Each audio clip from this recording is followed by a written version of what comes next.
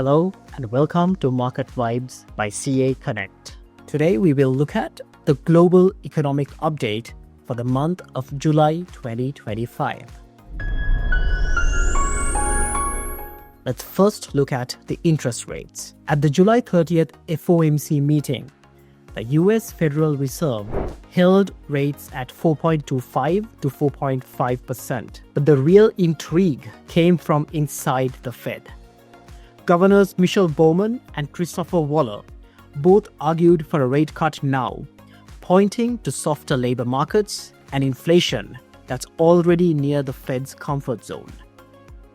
Even President Trump hinted that Chair Jeremy Powell may be warming to rate cuts, possibly as early as September.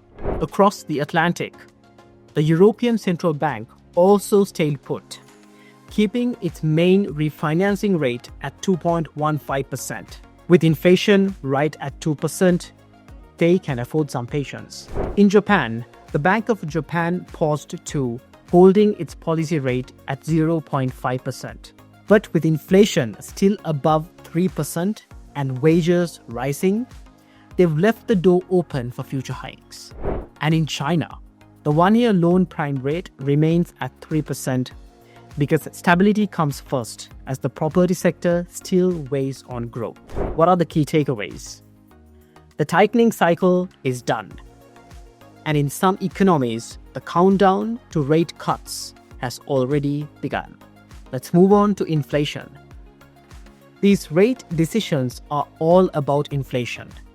And right now, it's a mixed picture. In the US, the June CPI came in at 2.7% with core at 2.9%. It's easing, that's still above target. Long-term inflation expectations ticked higher in July, something the Fed will watch closely before making its next move. In Europe, as I mentioned before, inflation is right at 2%, giving ECB some breathing room. In the UK, it's higher at 3.6%, keeping the Bank of England on alert. And in Japan, core inflation is still above 3%, which is unusually high by their historical standards, and a key reason that the Bank of Japan hasn't ruled out further hikes. Moving on to equities. July was another winning month for global stocks.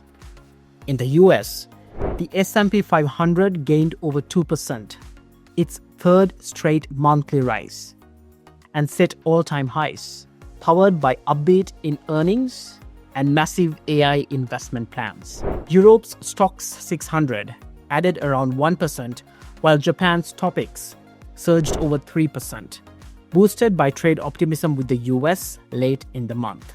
In Hong Kong, the Hang Seng rose nearly 3%, hinting that sentiment in Chinese-linked markets is stabilizing. But not everyone's celebrating. Some analysts have warned of a bubble in stocks as well as housing that could burst if bond yields start climbing again. But for now, optimism still has the upper hand. Moving on to commodities for July's big plot twist. In the last week of the month, the US announced changes to certain tariffs.